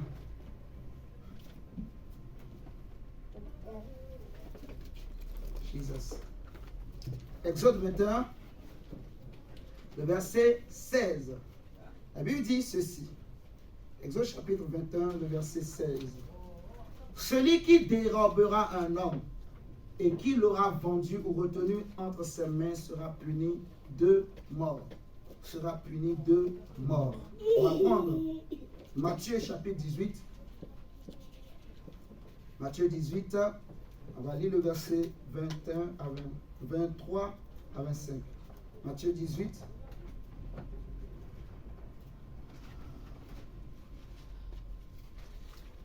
Matthieu 18, 23 à 25. Seigneur, merci. Matthieu 18, 23 à 25. Ici, c'est Jésus qui parle. Il dit, c'est pourquoi le royaume des cieux est semblable à un roi qui voulut faire rendre compte à ses serviteurs. Quand il se mit à compter, on lui en amena un qui devait 10 talents. Comme il n'avait pas de quoi payer, son maître ordonna qu'il fût vendu, lui, sa femme et ses enfants. Vous voyez? Lui, sa femme et ses enfants. Mais celui qui devait, ce n'était pas ni la femme, ce n'était pas les enfants, c'était le parent qui devait au maître. Mais parce que le parent avait des dettes, le maître a ordonné que et les enfants et la femme soient vendus. Et c'est très important vraiment de bien comprendre ces choses. Vous voyez? Donc, parce que le parent a une dette, les enfants vont payer. Les enfants payent. Vous voyez? Et de cette histoire de sang-là, même si c'est un frère ou une soeur qui commet une faute, ça peut avoir des conséquences sur les autres membres de famille. Est-ce que vous êtes en train de comprendre? Si c'est un neveu qui a allé chez un féticheur, vous voyez, il a ouvert une porte. Donc, si on ne prie pas pour fermer ces portes, mais les autres membres de la famille, en fait, ils vont souffrir à cause de cette porte, à cause de cette dette qu'il a envers ce féticheur. Vous êtes en train de comprendre ce que je suis en train de dire. Donc, c'est comme ça ça marche, ce marché. C'est comme ça ce marché est alimenté. Depuis des siècles. On a vu avec Joseph, on a vu avec la femme de ce prophète, dont les enfants n'ont rien fait, mais ils devraient payer le prix. Vous voyez? Mais j'ai aimé ce que Élisée a dit à la femme. Élisée lui a dit, qu'as-tu à la maison? Elle a dit, je n'ai qu'une bouteille d'huile. Je n'ai rien, mais je n'ai qu'une bouteille d'huile dans ma maison. Tout ce que j'ai, c'est une bouteille d'huile. Et j'aimerais dire à quelqu'un, mon frère, ma soeur, fais en sorte que dans ta vie, qu'il ne manque jamais l'huile. Vous savez c'est quoi l'huile? L'huile, c'est la vie de prière. L'huile, c'est la présence de Dieu. L'huile, c'est le Saint-Esprit. Même si tu as tout perdu, même si tu n'as pas l'argent, tu n'as pas même de farine, tu n'as pas de quoi que ce soit, mais que l'huile du Saint-Esprit ne manque jamais sur ta tête. C'est-à-dire que n'abandonne jamais la prière. Amen, amen, amen. Parce que la Bible dit que un lion mort, en fait, un chien vivant vaut mieux qu'un lion mort. Alléluia. Amen. Donc, même si j'ai tout perdu, mais si je peux encore prier, si je peux toujours élever mes mains au ciel, si ma relation avec Dieu n'est pas brisée, eh bien, tout est encore possible. Amen, parce amen, que le amen. Dieu que nous prions, c'est le Dieu qui est capable de ramener la vie dans le désert. Là où tout était mort, là où il n'y a pas la vie, Jésus est capable de ramener la vie. Alléluia. Amen, amen. On est venu dire à Jésus que Lazare, ton ami, est mort. Mais Jésus va dire que cette maladie n'est pas pour la mort, mais elle est pour la gloire de Dieu. Jésus a laissé Lazare mourir. Jésus a laissé Lazare partir. Mais il est revenu le 3e jour et il a appelé Lazare de sortir du tombeau. Alléluia. C'est-à-dire que même si ça a pourri, mais laisse-moi te dire, mon frère, ma soeur, la prière ne meurt jamais. Amen. Fais en sorte que lui ne manque point sur ta tête. N'abandonne pas la vie de prière. N'abandonne pas la vie de méditation. N'abandonne pas Jésus. Alléluia. Amen. Même si les combats sont là, même si les difficultés sont là, mais toi n'arrête pas la prière. Alléluia. Amen, amen, que lui amen. ne manque point dans ta maison. Il faut Amen, toujours amen, avoir amen. une bouteille d'huile. Alléluia. Alléluia. Amen, amen, amen. Il faut avoir une bouteille d'huile. Il faut toujours avoir le nom de Jésus dans ta bouche. Amen, Il amen, faut amen. avoir le nom de Jésus dans ta maison. Il faut avoir toujours l'évangile dans ta maison. Il faut avoir la présence de Dieu dans la maison. Alléluia. Amen, amen, amen. Parce que notre Dieu, j'aime beaucoup le Seigneur. Quand il y en a un peu, il est capable de multiplier. Alléluia. Alléluia. Parce que c'est le Dieu que nous prions. Quand il y en a un peu, il va multiplier. Notre Dieu, la Bible dit qu'un flot appelle un autre flot. Quand il y a une présence de Dieu, cette petite présence-là appellera une autre présence de Dieu. Et ça va faire encore un petit beaucoup. Et quand les petits beaucoup là se réunissent encore, ça appelle encore un autre. Vous savez, c'est pour ça que la Bible dit qu'il est doux et agréable aux frères et sœurs de demeurer ensemble. Et c'est là quand nous nous réunissons, que l'onction se réunit, que les feux se réunissent et ça fait un grand feu. Et quand tu vas retourner chez toi, tu étais venu peut-être avec un petit feu, mais tu retournes avec un grand feu. Et chacun de nous retourne avec un grand feu. Parce que là où nous nous réunissons, le Seigneur descend au milieu de nous et il communique la grâce, il communique la vie, il communique le feu à chacun de nous. Alléluia. Amen, amen. Oui, mon frère, que lui ne manque jamais sur ta tête et ni sur ma tête. Élisée va lui dire, qu'est-ce que tu as? Elle a dit, je n'ai qu'une bouteille d'huile. Il va lui dire, ainsi parle l'Éternel. Rentre dans ta maison, ferme la porte et commence par, va chercher d'abord des bouteilles vides. Cherche les bouteilles vides et ramène-les et demande à tes enfants de te donner ces bouteilles. Tu vas les remplir, vous allez remplir les bouteilles. Alléluia. Amen. Les bouteilles vont être remplies. La Bible nous dit, ils ont rempli les bouteilles. À un moment donné, elle va demander à ses enfants, donnez-moi encore une bouteille vide. Ils vont lui dire, il n'y en a plus. Elle va aller dire, Élisée va lui dire, va vendre cette huile et paye ta dette. Alléluia. Amen. Paye ta dette. J'aimerais dire à quelqu'un ce matin, si tu sais que tu as une dette envers quelqu'un, physiquement comme ça, si tu as les moyens de payer, va payer. Amen. Alléluia. Amen. Va payer. La Bible dit, ne devez rien à Personne. personne. Amen, amen. Si ce n'est que de vous aimer les uns Les autres. Je dois l'amour à mon frère, à ma soeur. Tu dois l'amour à ton frère, à ta soeur. Parce que la Bible nous dit de nous aimer les uns les autres. Mais en dehors de ça, ne garde la dette de personne. Bon, on est sur la terre, voilà, tu peux faire des dettes pour acheter une maison, acheter une voiture, tu peux faire des prêts, quoi. Ça, c'est pas un problème, vous voyez. Mais ne garde la dette de Personne. S'il y a 5 ans, tu as la dette de quelqu'un depuis 5 ans, mais la personne te réclame. Tu vois, si il y a un truc souvent qu'on peut remarquer. Tu dois de l'argent à quelqu'un, mais ça fait 10 ans, il ne te réclame pas. Mais tu es content parce qu'il ne te réclame pas. Tu devrais te poser la question, mais pourquoi il ne me réclame pas son argent? Ça veut dire qu'il a déjà, en fait, il récupère son argent d'une autre manière. Je ne sais pas si vous comprenez. Tu lui dois de l'argent, mais il ne s'empresse pas de te dire, rembourse-moi, rembourse-moi. Non. Il te dit, non, je n'ai pas besoin de terrain, tu me donneras quand tu veux. Tu vois? Et toi aussi, tu es là, tu gardes. Tu te poses pas la question, mais pourquoi il ne me demande pas? Peut-être il récupère son argent d'une autre manière. Je ne dis pas que c'est toujours comme ça dans tous les cas. Il y en a qui ils ont un bon cœur. Alléluia. Il y en a qui ont un bon cœur, qui te prêtent avec un bon cœur. Mais il y en a aussi beaucoup, quand ils font comme ça, c'est parce qu'ils ont un intérêt derrière. Vous voyez? Donc, il faut payer les dettes que tu as. Maintenant, les dettes que tu ne peux pas payer, que tu ne connais pas, j'aimerais te dire que Jésus va payer pour toi. Amen. Jésus va payer pour toi. Alléluia. La Bible dit que nous étions vendus. Regardez, ce que j'aime trop, nous étions vendus au péché. Nous étions esclaves du péché.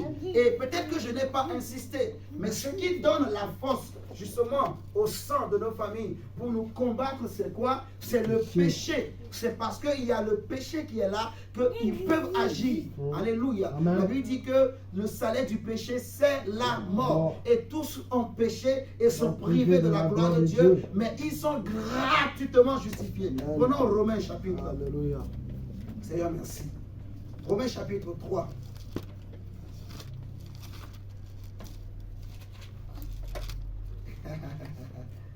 Ah, Seigneur, merci. Romains chapitre 3. Romains chapitre 3, versets 23 à 24.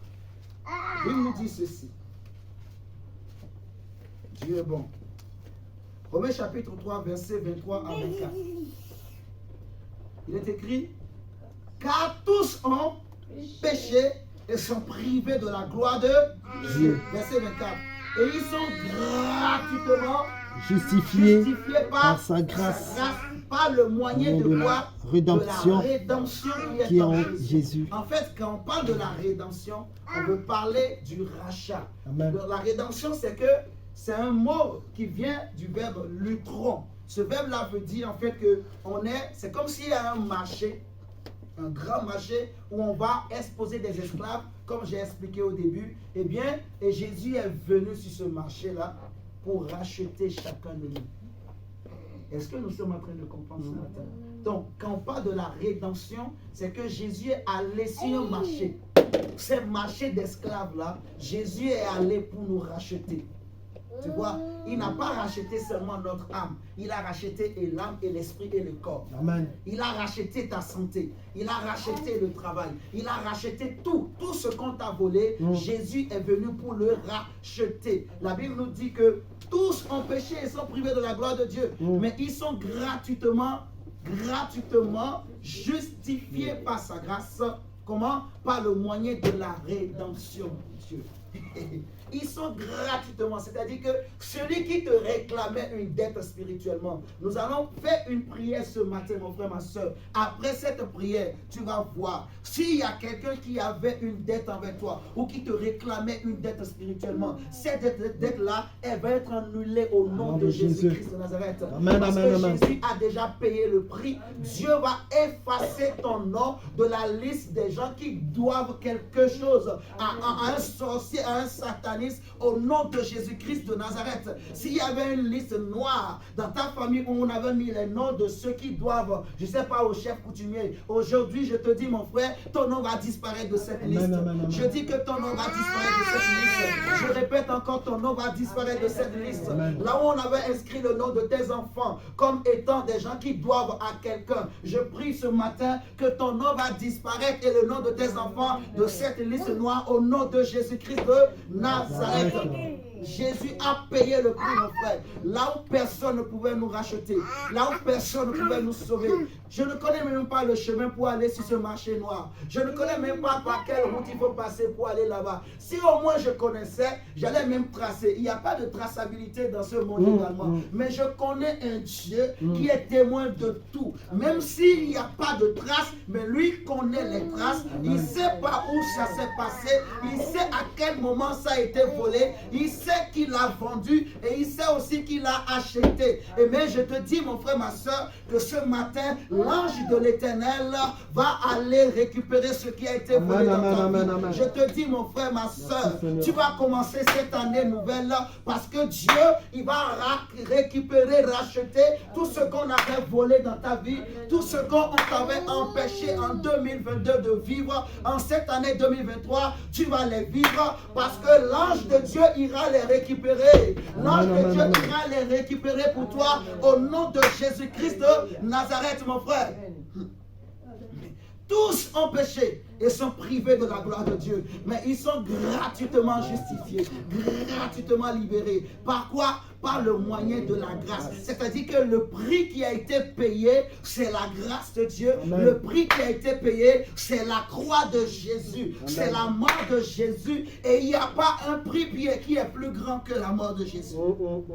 Il n'y a pas une vie qui est aussi précieuse que la vie de Jésus. Amen. Alléluia. Amen. Il n'y a pas un nom qui est aussi plus grand que le nom de Jésus. Il n'y a pas une santé qui est aussi meilleure que la santé de Jésus. Amen. Il n'y a pas une richesse qui est aussi plus grande que la richesse de Jésus. La Bible dit que de riche que Jésus était, il s'est fait pauvre. Mais comment il s'est fait pauvre? En réalité, il a donné sa richesse sur ce marché d'esclaves pour que toi, il récupère ta richesse, pour que toi, il récupère ta santé, pour que toi il récupère ta bénédiction, pour que toi il récupère ta vie, il récupère ta destinée, il récupère ton intelligence, il récupère la santé pour tes enfants, il récupère la destinée de tes enfants, il récupère la grâce de Dieu pour ta vie. Jésus a donné sa vie, Jésus a donné sa richesse, il a payé le plus grand prix. Amen, amen, amen, amen, amen.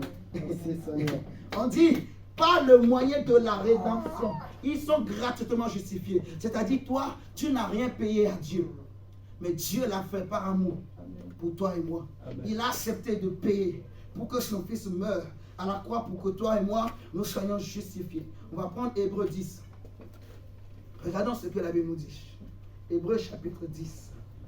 Déjà, d'abord prenons le psaume 40. Psaume chapitre 40. On va lire le verset 7 à 11.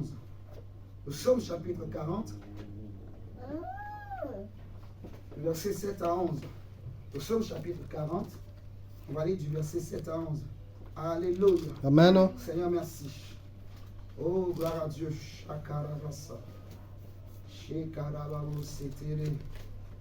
Psaume 40, verset 7 à 11. Tu peux m'aider s'il te plaît? Lisons la parole de Dieu dans Psaume 40, 7 à 11. Tu ne désires ni sacrifice ni offrande. Ah, tu ne désires ni sacrifice ni offrande. Tu m'as ouvert les oreilles. Tu m'as ouvert les oreilles. Tu ne demandes ni holocauste ni victime expiatoire. Alors je dis, voici je viens dans le rouleau du livre. Il est question de moi. Alléluia. Je vais faire ta volonté. Je veux faire ta volonté. Mon Dieu, et ta loi est au profond de mon cœur. Et ta loi est au fond de mon cœur. J'annonce la justice dans la grande assemblée. Voici, je ne ferme pas mes lèvres. Éternel, tu le sais. Amen. Je ne retiens pas dans mon cœur ta justice. Je publie ta vérité et ton salut. Amen. Je ne cache pas ta bonté Amen. et ta fidélité dans la grande assemblée. Amen. Amen.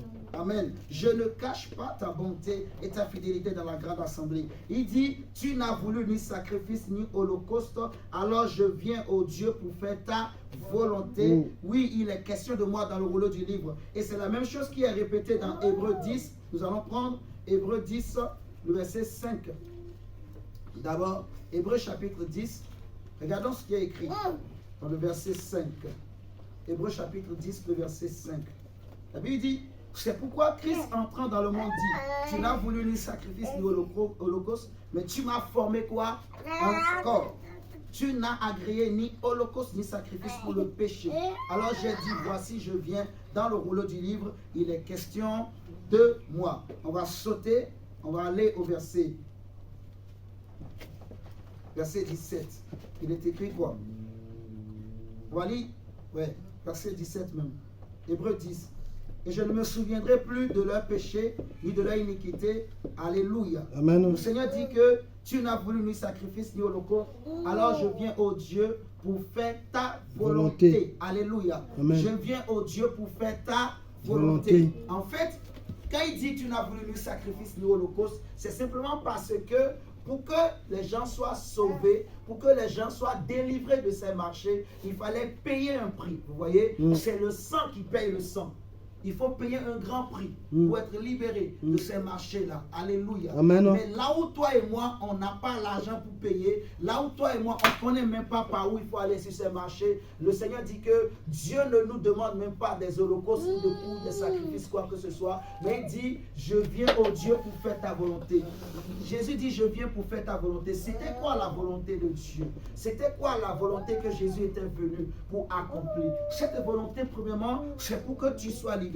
Cette volonté, premièrement, c'est pour que tu sois délivré de ce marché-là. Cette volonté, premièrement, c'est pour que tu aies la connaissance, c'est pour que ta famille soit libérée, pour que tu connaisses la paix, le bonheur, la joie de Dieu. Cette volonté de Dieu, c'est pour que tu sois en bonne santé. Alléluia. Jésus dit que je suis venu pour que mes brebis aient la vie et la vie en abondance. Et Dieu a tant aimé le monde qu'il a donné son Fils unique, afin que quiconque croit en lui ne périsse pas, mais qu'il ait la vie éternelle. Donc Jésus est venu pour accomplir la volonté de Dieu dans ta vie premièrement, parce que toi et moi, par notre force, on est incapable de faire la volonté de Dieu. Donc Jésus est venu accomplir la volonté de Dieu en toi. Parce que si tu es esclave du péché, tu seras aussi esclave de ce marché-là. Donc Jésus est venu briser la loi de l'esclavage du péché. Il est venu briser la loi du monde des ténèbres dans ma vie et dans ta vie. Regardons Colossiens chapitre 2.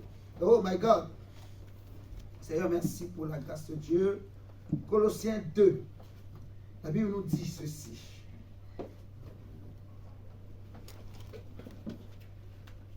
Déjà même Colossiens 1. Regardons Colossiens 1, le verset 12 à 13. La Bible dit, rendez grâce au Père qui vous a rendu capable d'avoir part à l'héritage des saints de la lumière, qui nous a délivrés de la puissance des ténèbres et nous a transportés dans le royaume du Fils de son amour, en qui nous avons la rédemption, la rémission des péchés. Le chapitre 2 nous dit, au verset 13, chapitre 2, verset 13 de Colossiens, il dit, vous qui étiez morts par vos offenses et par l'incirconcision de votre chair, il vous a rendu à la vie avec lui en nous faisant grâce, comment? Pour toutes nos offenses. Verset 14. Est-ce qu'on peut les lire tous ensemble? Au nom de Jésus-Christ, le verset 14 à 15. 1, 2, 3. Il a effacé l'acte dont les ordonnances nous condamnaient et qui subsistait contre nous, et il a détruit en le clouant à la croix au nom de Jésus. Il a dépouillé les dominations, les autorités et les a livrées publiquement en spectacle, en triomphant d'elles par la croix. J'aimerais que tu acclames avec moi Jésus. Acclame Jésus. Acclame Jésus. Alléluia. Acclame ton Dieu, mon frère. Acclame Jésus. C'est pourquoi je dis de l'acclamer. La Bible dit qu'il a effacé. Jésus a effacé l'acte que ces marchands ils avaient. Cet acte-là où il y avait ton nom. Cet acte-là où on avait écrit tout ce qu'on a volé sur ta vie. Donc tu vois, la cargaison de ces marchands-là, ton nom a disparu de leur cargaison au nom de Jésus. Je dis que ta vie a disparu de leur cargaison. Ils vont te chercher dans leur cargaison là, mais tu ne seras plus là au nom de Jésus. Ils vont chercher chercher tes enfants dans cette cargaison. Ils vont chercher tes bénédictions dans cette cargaison. Mais ils ne vont plus te trouver au nom de Jésus. Ils vont faire, tu sais, on dit, les marchands disent, on va faire le compte. Ils vont faire leur comptabilité. Ils vont faire vérifier leur stock. Mais tu ne seras plus de ce stock.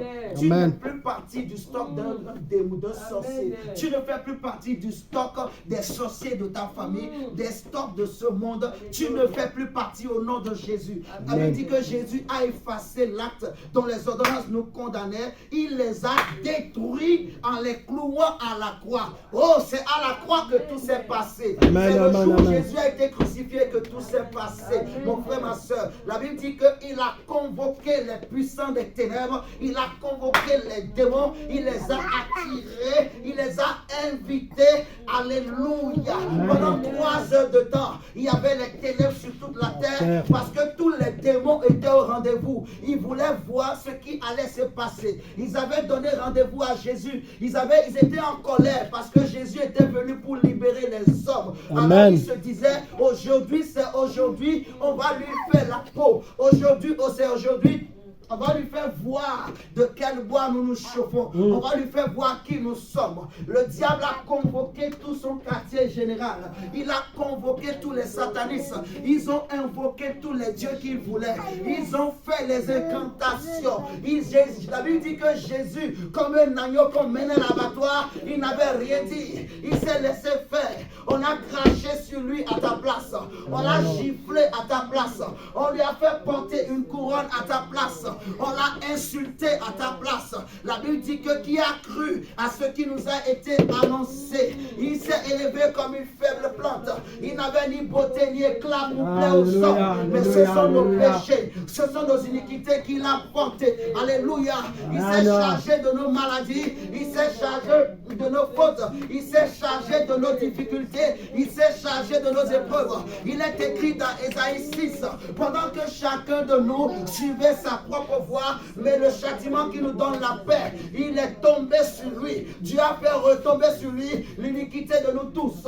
Ce jour-là, à la croix de Golgotha, là où Jésus devrait aller mourir, il était parti pour mourir à ta place, c'est-à-dire mourir à ma place.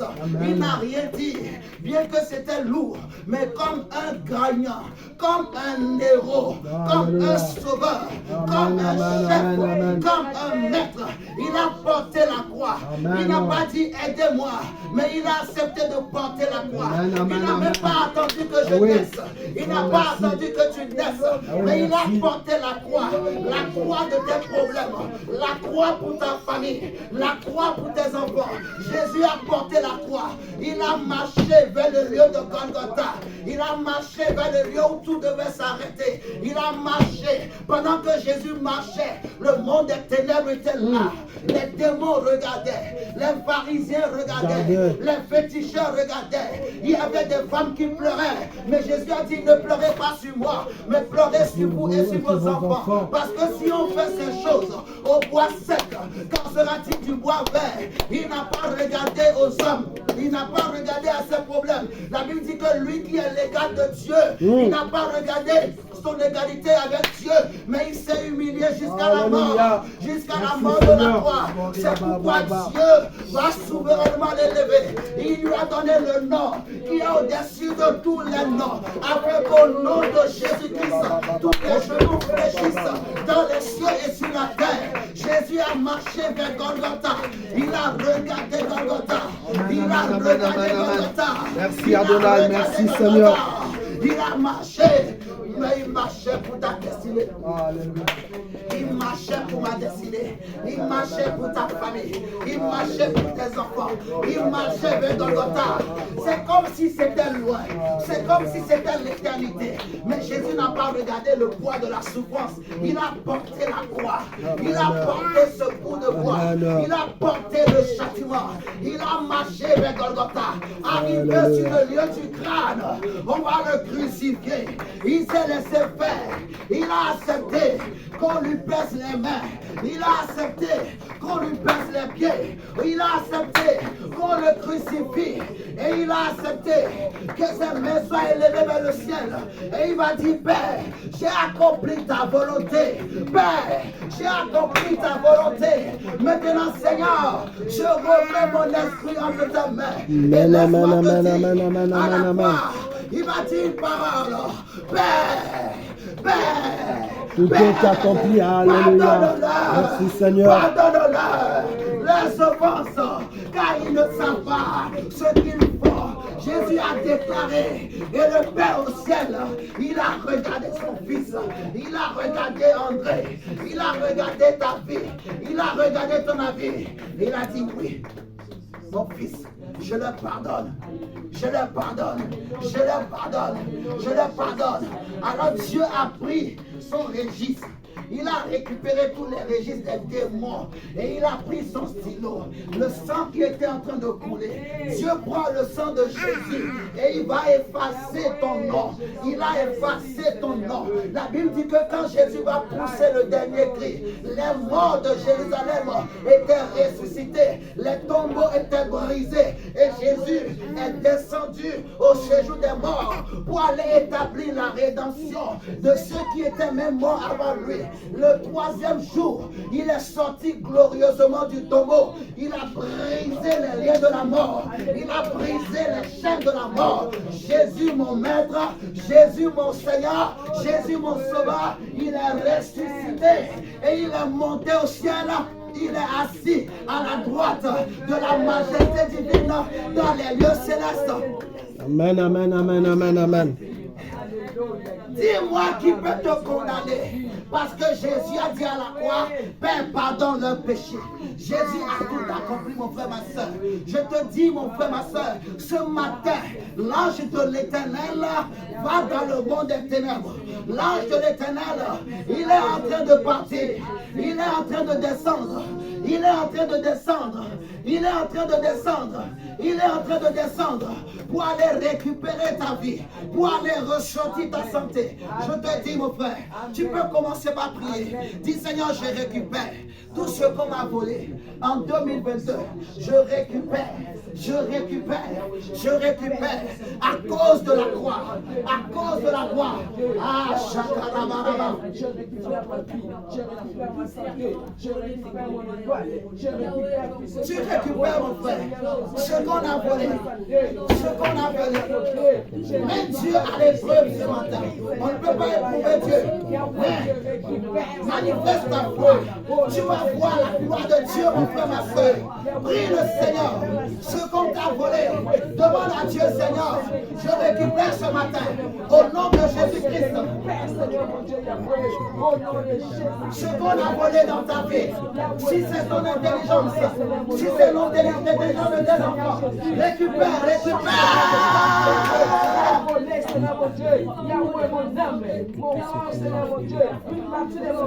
Récupère. Si c'est ta beauté, si c'est ton genou, si c'est ton pied, si c'est tes yeux, si c'est tes oreilles, récupère ce matin. Je récupère mon travail,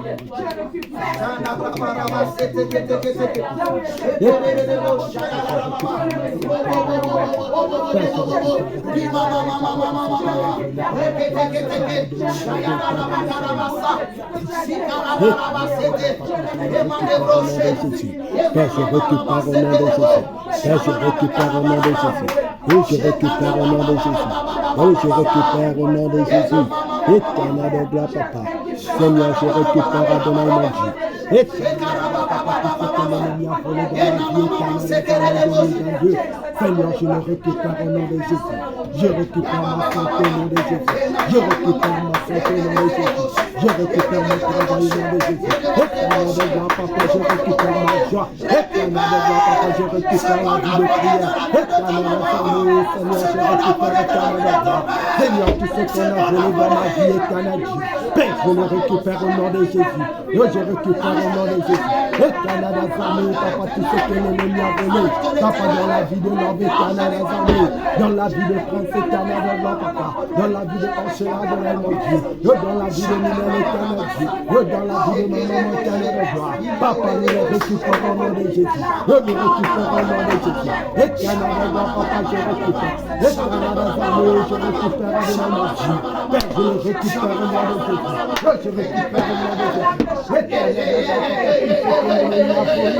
papa, dans la vie de mon épouse, Père, nous les récupérons au nom de Jésus, Adonai, nous les récupérons au nom de Jésus, Père, au nom de Jésus, je récupère tout ce qui m'appartient, je récupère au nom puissant de Jésus, Père, nous récupérons, Seigneur, tout ce qui nous appartient, Père Dieu, papa, nous le récupérons au nom de Jésus, et tout ce que l'ennemi a volé, papa, dans nos vies, dans nos foyers, Père, nous les récupérons, nous les récupérons, nous les récupérons, au nom puissant de Jésus, au nom puissant de Jésus, Père, je récupère Adonai, Père, ce matin, Dieu, Père, je récupère Adonai, tout ce que l'ennemi a volé, Père, nous le récupérons, nous le récupérons, au nom puissant de Jésus, au nom puissant de Jésus, au nom de Jésus, Père, nous récupérons, mon roi.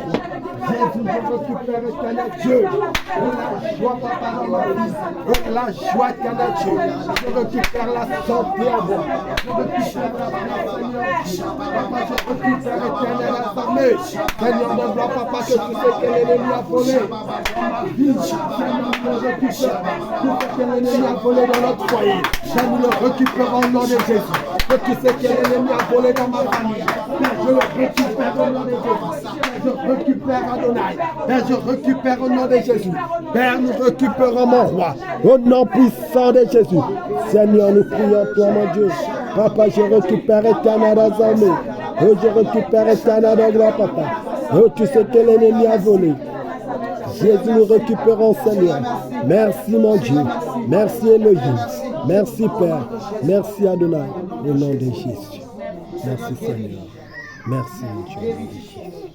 Il guérit tout problème de gorge, tout problème au niveau de la gorge, au nom de Jésus, que tu sois guéri, tout problème de thyroïde, je prie que tu sois guéri, au nom de Jésus-Christ ce matin, que tu sois guéri, au nom de Jésus. Si on a volé quelque chose dans ton corps, je prie que tu sois guéri, au nom de Jésus-Christ. Sois guéri, sois guéri, sois guéri. Si on a volé ta santé, oh my God, Seigneur merci. Seigneur merci, Seigneur merci, Seigneur merci, Seigneur merci.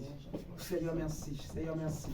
Seigneur merci, Seigneur merci pour la guérison que je vois. Seigneur merci pour la guérison. La guérison au nom de Jésus. La guérison au nom de Jésus. La guérison au nom de Jésus. La guérison divine. Tu peux toucher ta gorge. Si tu as des problèmes au niveau de la gorge, j'entends thyroïde. Regarde, touche ta gorge au nom de Jésus-Christ. Quelque chose va sortir de ta gorge au nom du Seigneur Jésus-Christ de Nazareth. Au nom de Jésus-Christ de Nazareth, Seigneur, je prie que tous ceux qui ont des problèmes au niveau de la gorge, Seigneur, soient guéris. Si on t'a fait manger quelque chose, oui, on t'a fait manger quelque chose qui s'est coincé au niveau de ta gorge, pendant que je suis en train de parler maintenant, je commande au nom de Jésus que tout ce qui est arrêté au niveau de ta gorge, que cela sort maintenant au nom de Jésus-Christ. Tout ce qu'on t'a fait manger dans des rêves, dans des songes, ou même depuis ton enfance, au nom de Jésus, je prie que tu vomisses ça maintenant. Seigneur, merci.